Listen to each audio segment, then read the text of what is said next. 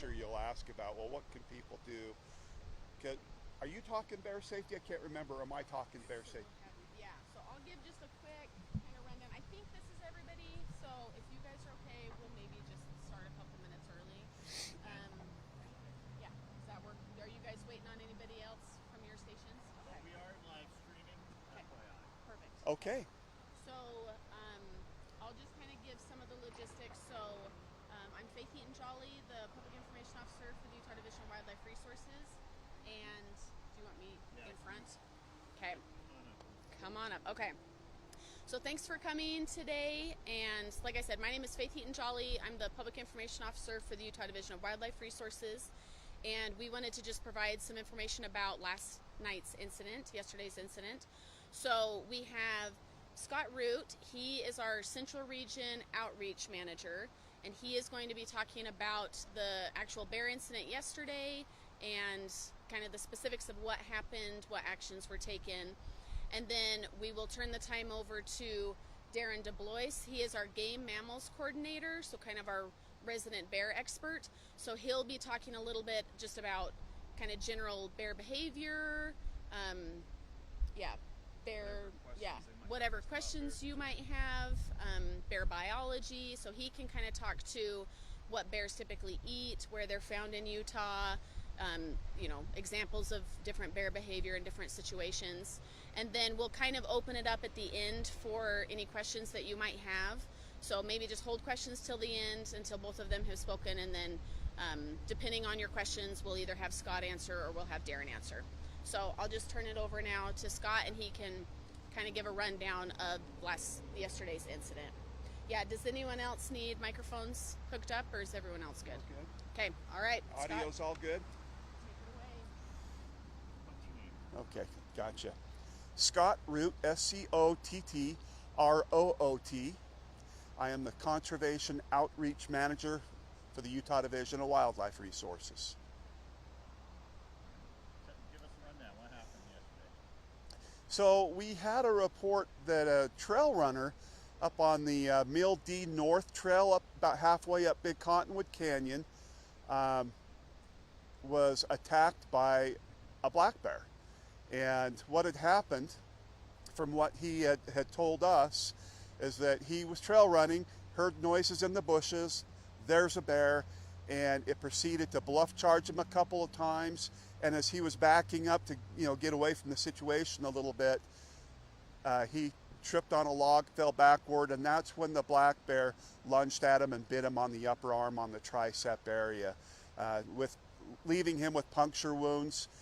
He was able to kick it off and separate itself from the bear, and then he went to St. Mark's Hospital to have the wounds looked at, and they were puncture marks, and they were bleeding and all of that. So first of all, the division's very happy that he didn't sustain any more serious injuries, and we hope he will recover quickly. Scott, can you walk us through what a bluff charge might look like? Sometimes a bear will we call it a bluff charge, and they'll come at you really quick and then slam on the brakes. And just to kind of let you know, this is my area. Get out of here, or whatever the situation, or get away from my cubs. There's a lot of reasons why they might be territorial and bluff charge you. Obviously, it did that twice, and then it saw an opportunity, and it lunged at him, like I say, and bit him on the arm. Can you hone in on the time of day? What time of day was this? So it was reported around 1:15 p.m. to about 1:30 p.m. is when the incident happened with the bear. And then we were notified, and we got our biologists and officers and some hounds up there, and we were able to actually start putting the hounds on the incident location site, and those hounds were able to follow that scent trail right to the bear. And we had it at 9:45 p.m. and unfortunately we had to euthanize that bear because of its aggressive behavior, and it had attacked a human. So it's never a fun day to do that, but it's the right call as per our division policy. Can you expand on your policy to euthanize a bear, how you guys make that choice? Yeah, typically, there's several different categories if you have a sighting, you know, we call it kind of call it a category 1. It didn't really do much property damage. It didn't show aggression. It just kind of ended up in an area that may have been considered a little bit of a nuisance. And we could either just haze that bear or it may have just passed on through. No harm really, no foul. Category 2 is a little bit more involved. There may have been some aggression. There may have been a little more property damage. And a lot of times I'd like to think that the biologist, after they hear about it, all the facts, they would make the call. But in a category 3, if it's a bear that's showed no fear of humans or has acted aggressively towards humans or has attacked a human, we're going to euthanize that bear. That's a difficult choice. That's a very difficult choice, but thankfully with a very good policy on bear safety, bear management, it wasn't a hard decision because we know it's the right decision.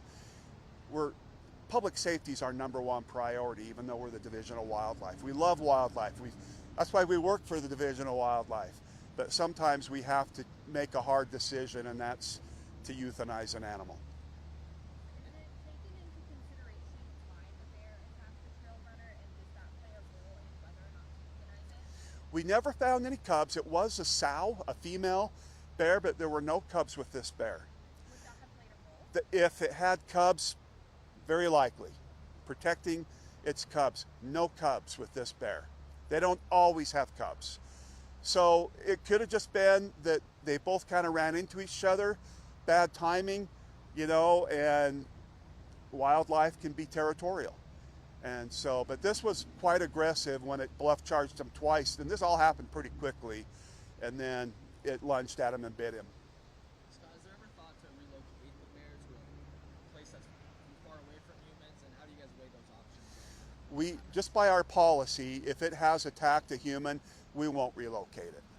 We don't want a bear to have aggressive behavior and then put it somewhere else where it could encounter other hikers. So Were you part of the team that tracked the bear? I was not. We have some wonderful staff and houndsmen that kind of did the job very quickly and were able to locate the bear quickly. Can you estimate the size of All we know is it was an adult bear. The person that got bit, he estimated an adolescent to an adult. So I don't know if we had an age yet on this. No age at this time, but it was larger. What about this area of the canyon? You said about halfway up.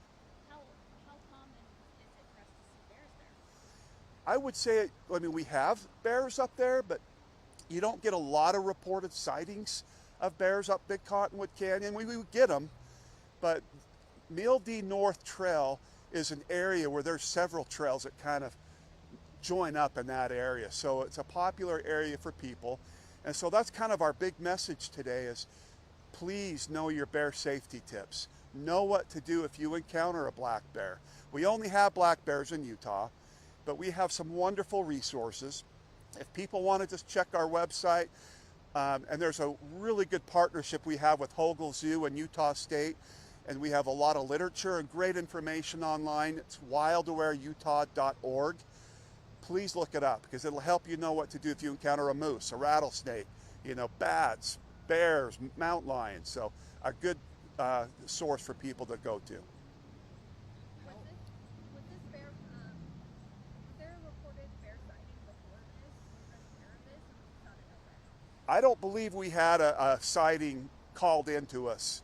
It was after he had been attacked, and we tried to respond immediately. Anytime there's an attack, we respond immediately. What about before? We are not aware of any calls that we received before on this bear.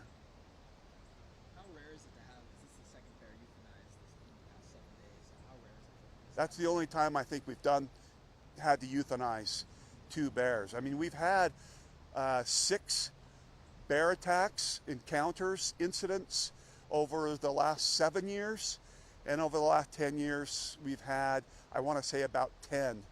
So it's rare, but it does happen occasionally, and it's so important to remember that food is usually the catalyst that brings bears and people together. So please look at the safety tips, and a lot of it is about food. Just be clean when you're camping, and I even tell people This is like my best friend. It's a can of bear spray that costs $40 or $50. You don't want to have it buried in your backpack. Have it on a belt, or if you've got light running gear or hiking gear, hopefully you have a pocket. You could have quick access to it. Pop that off and spray. It's a great alternative to having to euthanize an animal, because mountain lions, bears, and other large mammals, this would be effective on them.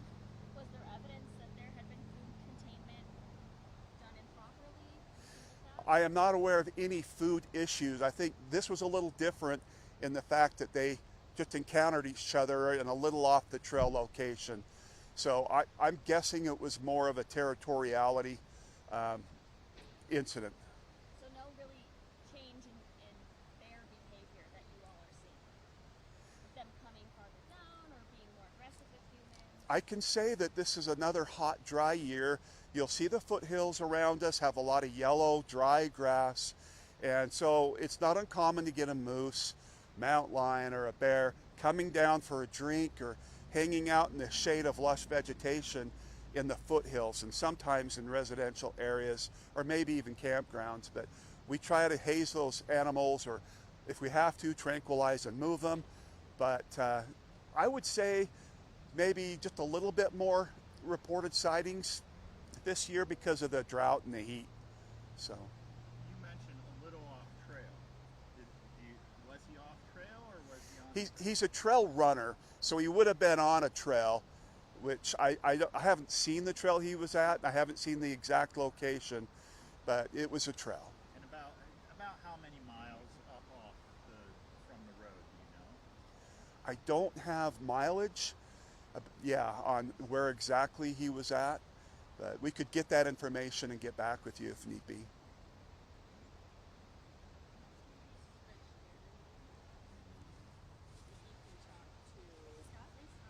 Thank you. Let's do it tomorrow. I'm kidding. You might want to raise that just a hair. He's a little taller than me. I'll talk loud. It's crazy. I actually saw a bear in Little Cottonwood Canyon when I was running up Red Pine Lake about 2 weeks ago. You're a trail runner too. Yeah, it was at night. It was in the dark, but it was just crossing.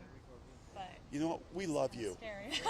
No calls at middle of the night. Well, it didn't hurt us or any.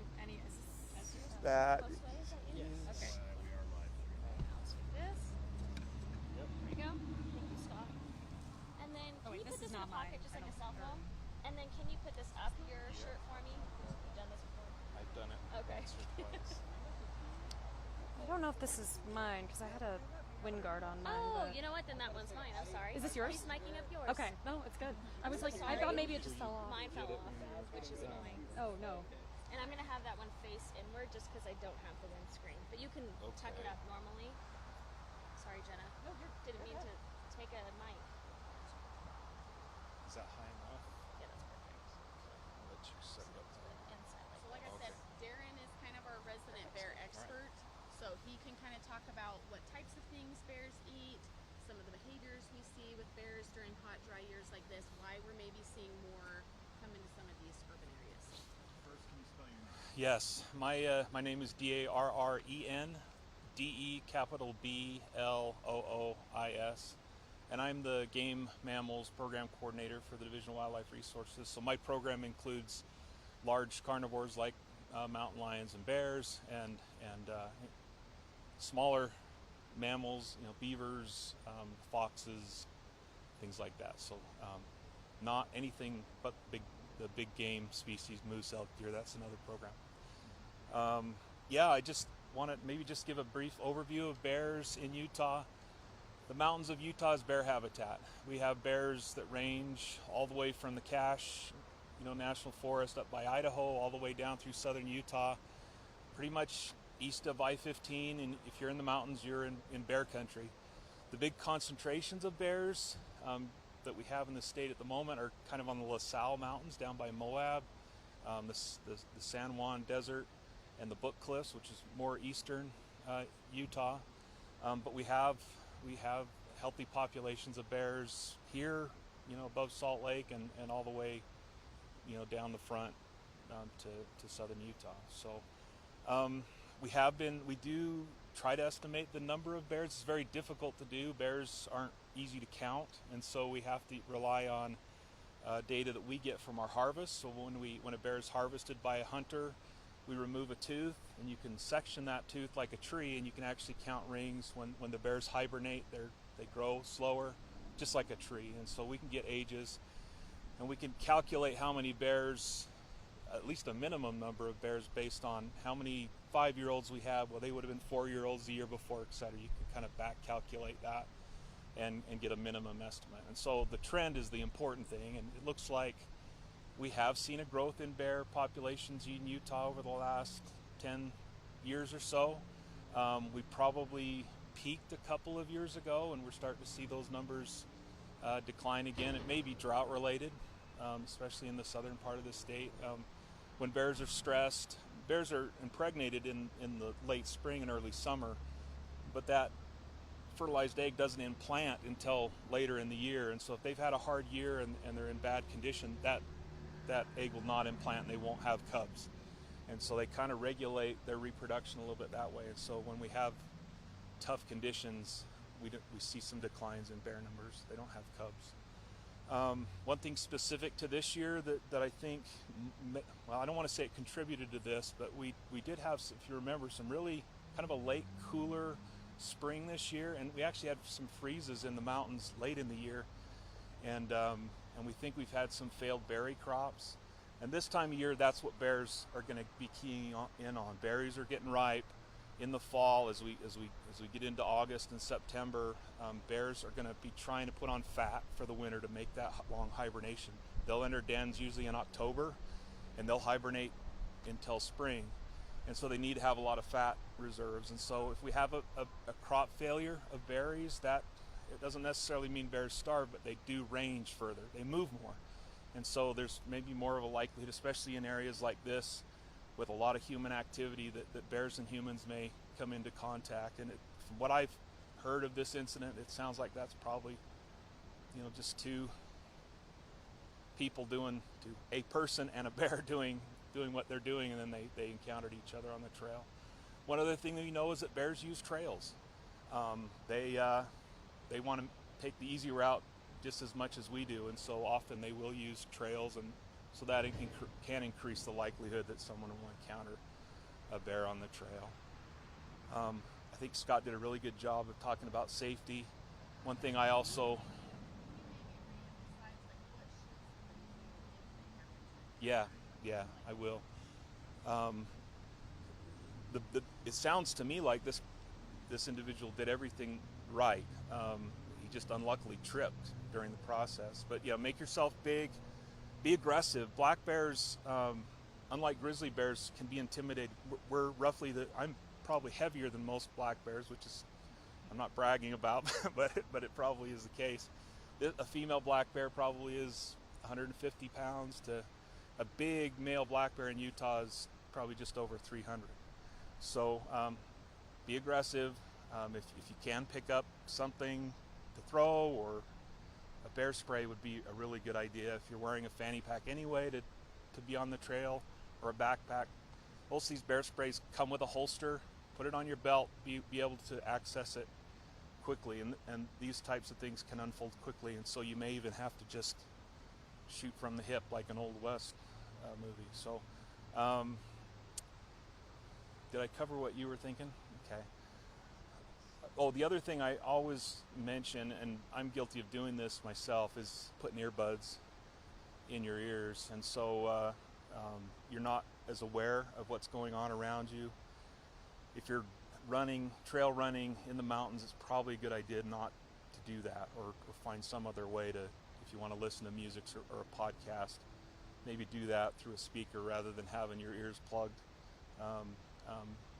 Especially for mountain lions, they're pretty sneaky critters, and bears can be too. So it's good to just know. And there's a lot of other animals you want to be aware of. So I'd recommend that as well. So I guess I can take questions. Yeah, it's, I think they've done some studies, and sort of common sense would suggest that large groups of people tend to not have bear encounters like this because they're chatting and and talking. And if you've ever hiked or camped in grizzly bear country, you know that they're pretty specific about, you know, making sure you're making noise and you know, as you walk. Now, not everybody, you know, if you're trail running, you're probably not making a lot of noise. But just as a general rule, if you're recreating in the outdoors and you don't want to encounter a bear at close range, then yeah, making noise can help. The saying is true. They're more scared of us. Yeah, Is that true? yeah. I mean, as wildlife professionals, we've actually been in close quarters with a lot of bears. One of the projects we do is we enter dens in the wintertime to look at cubs. And of course we interact with bears when this types of thing happens. And yeah, 99.9% of the time that bear doesn't want to be anywhere near you. And so, you know, this really is the exception to the rule. That's, you know, encounters with bears are rare and attacks by bears are even rarer. But again, doesn't never happen, obviously. So yeah. After you use the bear spray, is it best just to take off running slowly back away? I hit the bear. You never want to run. That can induce a chase response from the bear.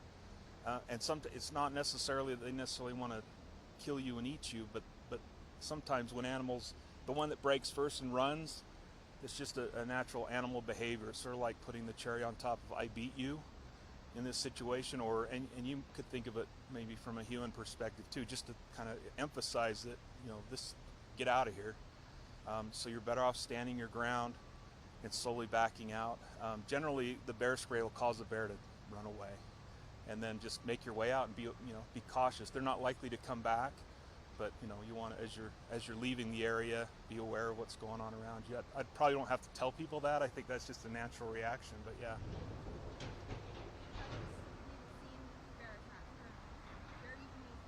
Uh-huh. Do you think that what will this tell you moving forward? Do you think there might be more? Is this just random two that have happened to come up, or It seems like over time you do get kind of these like shark attacks. You know, it seems like sometimes it seems like you get a lot all at once, and it's hard to say why.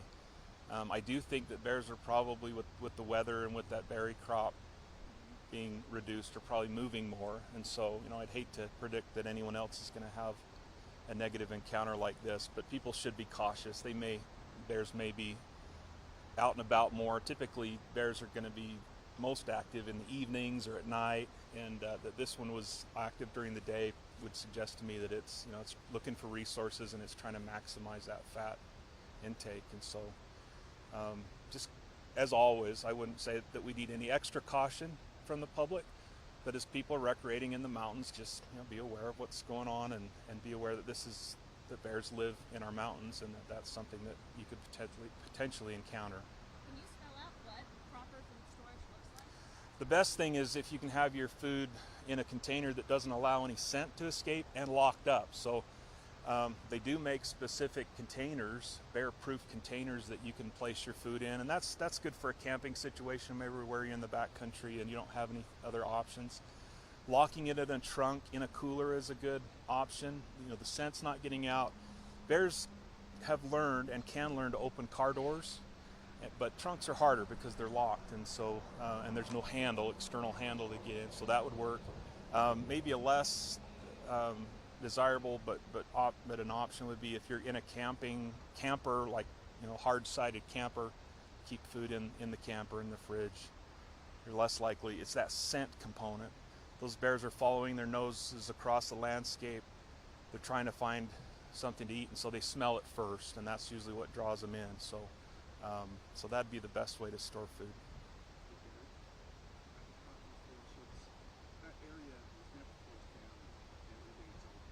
Okay.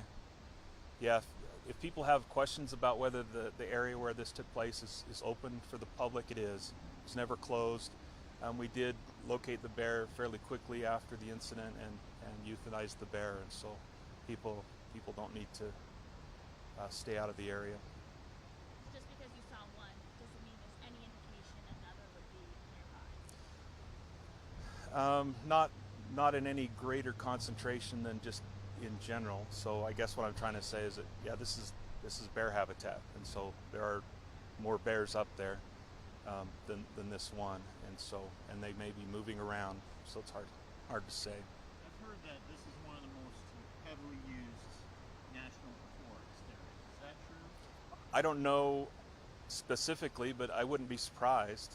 Obviously we're right here next to this large urban area, the largest in Utah, and one of the great things about living in the state is how close backcountry recreation is to our cities and towns, and so yeah, people want to be up here and recreating. And I don't have the numbers. Forest Service might have some idea of what kind of use these trails get, but I wouldn't surprise me if this is one of the, well, it makes sense. This would be one of the busiest backcountry areas in Utah. I don't know if our parks in the south rival that or not, but certainly it'd be up there. Yeah, thank you. I did also want to give just a brief update while Darren is unmiking. So we've had a few people ask if they can do interviews with the victim. We did reach out, and at this time he is declining any media interviews and just would like his privacy while he's recovering. So we're not releasing his contact information at this time. Do you know how deep his puncture wounds are? I don't. We just got the report that they punctured the skin, was all that we know. Is he still in the hospital? I don't know that either. Yeah, sorry. Did we release his name or we keep him out? We're keeping all of his information private, yeah, while he's recovering. But he is a Utah resident. Can you tell us that?